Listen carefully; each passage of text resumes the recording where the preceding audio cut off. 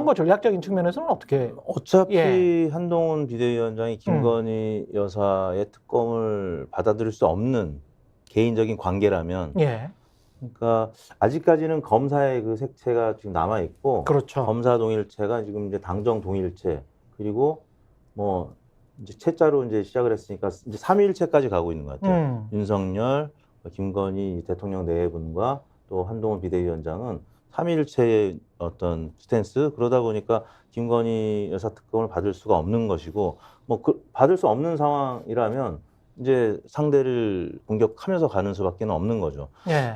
모르진 않을 거예요. 근데 아마 그 방법밖에는 없는, 지금 어떻게 보면 외통수에서 사실 한동훈 비대위원장이 이번에 이 사실 힘든 자리거든요. 여당이 집권 2년 차에 선거를 치르면 사실 여당 심판원이 굉장히 우세하고 선거 이기기 어려운데, 이걸 받아들인 건 아무튼 대통령 그 네 분께서 굉장히 강권하지 않았겠느냐. 굉장히 막 소리를 지르면서 막 강권했다는 그 소문도 있더라고요. 근데 아무튼 그 독배를 지금 이제 받아들였는데, 어차피 이제 받아들인 거 더 세게 나가자. 그러니까 본체라는 표현이 사실 아바타가 아니라 본체라는 표현이 아마 맞을 정도로 앞으로 계속 좀 강하게 나가지 않을까. 근데 그 길은 보수 언론에서도 우려하는 바와 같이 굉장히 좋지 않은 결과로 귀결될 수 있기 때문에 굉장히 지금 상황에서는 국민의힘 내부에서도 사실은 일단 공천 받을 때까지만 이제 조용한데, 공천을 못 받는 사람들은 막 직원들을 막 하기 시작할 거고. 그렇겠죠. 국민의힘 뭐 내부의 원로들도 굉장히 걱정하시는 분들이 많아요. 실제 제가. 근데 이택수 대표께서 지금 굉장히 위험한 발언을 하셨어요. 위험합니까? 대통령 네 분께서 강권을 하지 않았겠느냐 이런 말씀하셨잖아요. 네 분이 뭐 아내가 왜 강권을 할 위치도 아니고, 공직자도 아니에요. 그분은. 근데 무슨 배우자가 뭐 강권을 왜 해? 피의자가 되지 않게 해달라는 거야? 뭐예요? 왜 강권을? 근데 이제 사람들이, 심지어는 여론조사 전문가까지도 이런 어떤 잠재의식이 있는 거잖아요. 배우자도 영향을 미쳤을 수 있다. 그런 어떤 추정을 할 만큼 그 깊숙이 권력에 들어와 있고, 그걸 사람들이 당연하게 생각하는 것 자체가 위험한 거 아닙니까, 사실? 소문이 뭐 온갖 소문이 여의도에는 있으니까요. 소문의 측면도 있는 것 같고, 그 다음에 이제 뭐 그런 건 있지 않겠습니까? 아무래도 이제 윤석열 대통령하고 김건희 여사 뭐 배우자 관계니까 뭐 배우자의 차원에서는 뭐가 작동했을 것 같은 느낌도 있고, 또 한동훈 비대위원장이죠. 한동훈 비대위원장이 그 검사 시절에는 김건희 여사하고 무슨 뭐 카카오톡을 주고받고 뭐 이런 내용은 있는 거잖아요. 물론 검찰총장이 연락이 안 돼가지고, 글쎄 검찰총장은 업무 시간에 왜 연락이 안 될까요? 그것도 좀 의문인데, 분명히 업무 시간에 연락이 안 돼서 그 배우자한테 어디 계십니까라고 뭐 연락을 했다는 게 한동훈 당시 검사의 주장인데, 수백 번을? 그러니까요. 수백 번이나 연락을 할 정도로 왜 연락이 안 됐을까는 의문인데, 아침에 안 일어나서 그런 것인가는 좀 모르겠습니다만, 아무튼 뭐 그런 건데, 아무튼 그런 사례도 있고 하니까 이게 서로 뭐 친한 사이인가 뭐 이런 의문이 있으니까 이제 그런 의문도 드는 것이겠지만, 저는 뭐 그런 이제 어떤 소문을 떠나서 지금 대통령실의 움직임이 좀 고약한 건 사실이다. 왜냐하면 이게 이런 건 있어요. 한동훈 비대위원장이 실제로 그런 생각을 해서 이제 한 말인지 모르겠지만, 김건희 특검은 악법이다라는 얘기를 아직 장관 시절에 하면서 이 비대위원장 설 막 나올 때 하면서 이러저러한 독소조항 때문에 악법이다라고 얘기를 한 거지 않습니까? 그렇게 얘기를 했더니 그 듣는 기자들은 다 저 얘기가 악법이니까 대통령은 거부권을 행사할 수밖에 없다는 얘기야라고 알아들었는데, 바로 다음날 조선일보가 어떻게 그걸 윤색을 했냐면, 조선일보가 저 얘기는 그 독소조항을 어떻게 없애거나 하면 총선 이후에 수사를 하는 방향으로 좀 이렇게 좀 내용을 바꿀 수가 있다라고 하면, 한동훈 비대위원장이 되면 대통령실하고 뭔가 얘기를 해서 대통령을 설득을 해가지고 이걸 수용할 수 있는 방향으로 얘기를 해보겠다는 뜻일 걸, 이렇게 해석 보도를 한 적이 있습니다. 그래가지고 보수 신문에 타협안을 내놓은 거지. 그렇죠.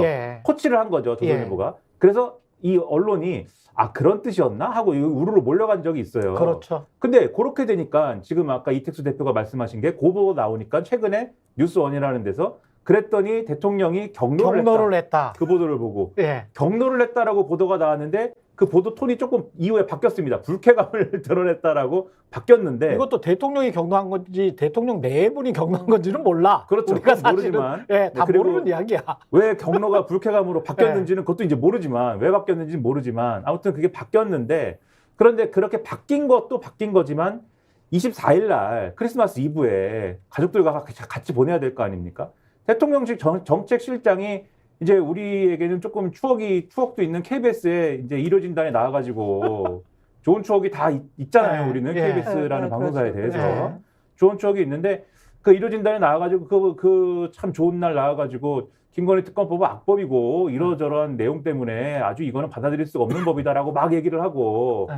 혹시 그게 국회에서 통과가 돼가지고 넘어오면은 어떻게 할지는 더 생각해 보겠지만 악법이다라고 막 얘기를 하고 25일 날은 또 크리스마스 아닙니까? 예. 가족들하고 보내야죠 다. 가족들하고 안 보내고 당의 원내대표까지 포함해가지고 당 지도부 그리고 정부 국무총리 뭐 등등 그다음에 대통령실까지 모아가지고 김건희 특검은 아직 국회에서 처리도 안 됐는데 악법이다라고 다 여기서 힘을 모아가지고 이걸 어떻게든 간에 뭔가 막아내야 되고 뭐 이런 결의를 막 해버린단 말이에요. 그렇게까지 해버리니까 일부 보수 언론에서 그렇게 제기했던 타협안이라는 게 타협과 절충의 어떤 가능성이라는 게 한동훈 비대위원장이 뭔가 할 수 있는 영역이 없어졌어요. 그냥 없어졌단 말이에요. 그러면 사람들이 볼 때는 그동안의 보수 언론의 해석까지 다 포함해가지고 이 상황을 보던 사람들이 볼 때는 뭔가 한동훈 비대위원장이 그런 생각을 했는지 모르겠지만 설사 했더라도 지금 대통령실과 다 이 정부 사이드에서 주도해가지고 그럴 수 있는 공간을 지금 없애버렸다. 타협의 여지라는 걸 김건희 특검법과 관련된 타협의 여지라는 걸 없애버렸다. 그거 왜일까? 대통령과 또는 그 어떤 수사의 대상이 돼야 되는 지금 김건희 여사와 같은 분들이 이 타협의 여지를 없애버리는 쪽으로 힘을 실었구나. 이렇게 볼 수밖에 없는 상황이거든요. 그러니까 이제 이런 얘기 나오는 거죠. 지금. 아니 근데 솔직히 윤석열 대통령의 본체가 아니라 김건희 여사의 심부름꾼이다라는 느낌이 드는 것이 가장 언론이 실망했던 사설이 많이 나왔던 시점을 제가 보니까 김건희 여사의 명품백 수수 의혹에 대해서 3당 합법을 쓴 거잖아요. 네. 처음에 모른다 그랬다가 네. 그다음에 무슨 몰카 공작이라고 했다가 그다음에는 뭐 민주당 정치인들이 시켜서 나한테 질문하냐? 그게 이제 비대위원장 임명설이 나오던 시점에 언론이 물었던 건데 그렇게 비상식적으로 너무 김건희 여사를 옹호하려다 보니 대통령뿐만 아니라 대통령 내외와 뭔가 이렇게 주고받으면서 김건희 여사를 옹호하라는 특명을 받은 게 아니라는 의심을 스스로 불러일으키는 거예요, 지금. 그렇기 때문에 이걸 가지고 또 야당 탓을 할지는 모르겠는데 제가 보니까 이미 각종 여론조사에서 드러난 김건희 특검에 대한 여론과도 생뚱맞은 답을 하고 명품백 수수라는 뭐 영상이 예. 공개된 부분에 대해서 자꾸 공작이라고 하니까 예. 이렇게 해석이 나오는 거라고 봅니다. 이게 지금 그때 갤럽에서였나요? 어디에서였나요? 국민일보 의뢰로 갤럽에서 했던 걸로 네. 기억이 하는데 맞습니다. 70%라는 게 네. 어느 정도의 여론입니까? 김건희 특검 찬성 70%면 어떤 뭐 상황이든지. 오염수 반대 70%뭐 이런 것과 비슷한 건가요? 그렇죠. 예. 특검과 관련된 여론조사를 해보면 예. 어떤 대상이든 특검에 대해서는 우리 국민들이 대체로 60% 이상 찬성을 해요. 그렇죠. 특검까지 예. 얘기가 나왔다는 거는 앞으로 검찰 수사를 신뢰할 수 없고 좀 객관적인 수사를 해야 되겠다라고 생각되는 사안에 대해서 여론조사를 하게 되는데 대체로 60% 이상 나옵니다. 어떤 사안이든. 대장동 특검도 그랬죠. 예. 예. 그런데 70%가 넘는 건, 그러니까 70%가 기준인데 70%가 넘는 거는 국민들이 정말 꼭 특검을 했으면 좋겠다라고 판단하는 거거든요. 그리고 일반적인 이제 사안과 관련된 정책 여론조사에서 후쿠시마 이제 예. 수산물 관련된 이런 등등과 관련해서 70% 이상이면은 굉장히 높은 거고 그게 이제 80% 90% 넘어가면 독도는 우리 땅 찬반 여론조사 정도인데 그거 이제 다음 레벨이죠. 다음 레벨로 그렇군요. 굉장히 국민들의 요구가 근데 이걸 서울이 77% 나왔더라고. 서울은. 굉장히 높은 거죠. 예. 뭐 서울 수도권이나 아니면 이제 호남 쪽은 뭐 80% 이상 예. 있었을 거고요. 근데 이거를 총선 이후에 하는 것이 좋겠다. 물론 이제 국민의힘에서는 총선의 영향을 직접적으로 받을 수밖에 없으니까 그렇게 한동훈 비대위원장도 그렇게 얘기할 수는 있겠으나 4년 전으로 돌아가 보면요. 조국 전 장관이 한참 고생을 할 때가 딱 이맘때예요. 그러니까 2019년 12월부터 그때 조국 전 장관이 결국 물러나고 그러네. 잠시 이제 오실 추미애 장관께서 임명이 됐던 시점이 총선 바로 전이거든요.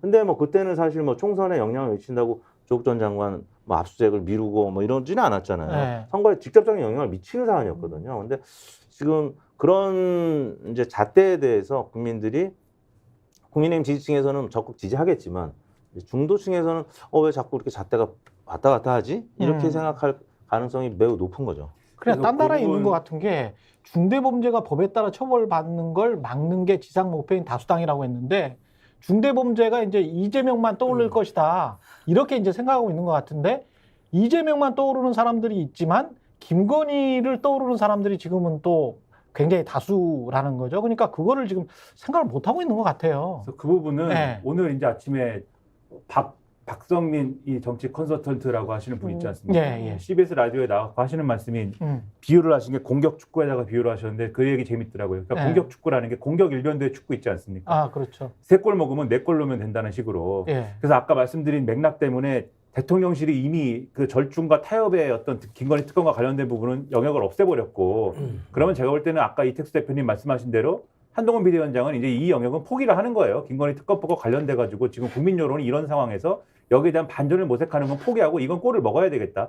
이준석 전 대표 표현으로 하면은 인생의 좋은 경험이라고 생각하고 넘어가야지 어쩔 수가 없다. 그 골을 먹는 거죠. 먹는 거고. 그럼 우리는 여기서 우리라고 하는 거는 국민의힘 입장에서 우리는 뭘로 골을 넣을 거냐라고 하는 면에 있어서는 역시 이재명 대표의 무슨 방탄 얘기를 하고 이재명 대표의 중대 범죄 얘기를 하고 야당 탓을 하고 이런 걸로 이제 골을 넣어야 되겠다. 요 생각을 하면서 가짜 뉴스. 그렇죠. 뭐 그런 얘기 하면서 그러면서 이제 어떤 전략을 총선 전략을 가지고 어떻게 접근하려고 하는 거냐면 이 국민의힘 사람들 얘기입니다.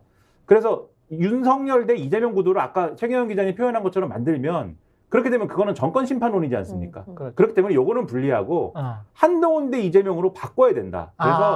그래서 이게 마치 검사 대 피의자 구도인 것처럼 요거를 만들고 예. 그래서 여기에 어떤 색깔을 덧붙이냐면 검사 대 피의자에 더해가지고 정상적인 어떠한 그 대한민국 세력 대 86 운동권 세력의 대결처럼 요렇게 몰고 가야 바꿔가지고 된다. 그렇죠. 요렇게 몰고 가서 정권 심판론이라는 그 어떤 프레임을 벗어나야 된다라는 게 지금 국민의힘 사람들이 얘기하는 선거 전략이지 않습니까? 절박하죠. 그런데 네. 이 부분에서 이렇게 갖고 가려면은 최소한 여기서 전제가 돼야 되는 게 한동훈하고 윤석열이 다르다가 전제가 돼야 돼요. 그래서 한동훈 리더십이 윤석열 리더십과 다르기 때문에 이거는 그래서 한동훈 이재명 요 대결 구도가 윤석열 이재명 대결 구도하고는 완전히 다른 거야라는 게 전제가 돼야 되는 게 그러네. 아까도 말씀드렸다시피 근데 한동훈하고 윤석열하고 똑같은 것 같아.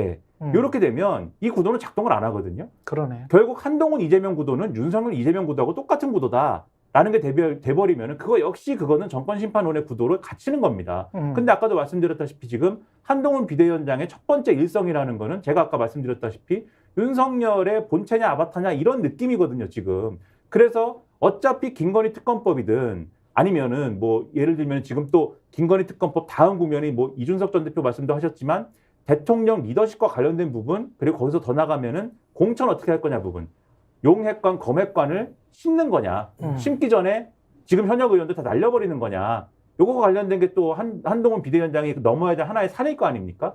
여기서 어떻게 되느냐에 따라서 대통령의 아바타인 거냐 아니면 한동훈이라는 주체적인 어떤 캐릭터인 거냐가 갈리는 거거든요. 이거를 잘 정리하지 못하면 결국 정권 심판론이라는 거 벗어나지 못한다. 이 평가가 이제 불가피하다는 것이죠.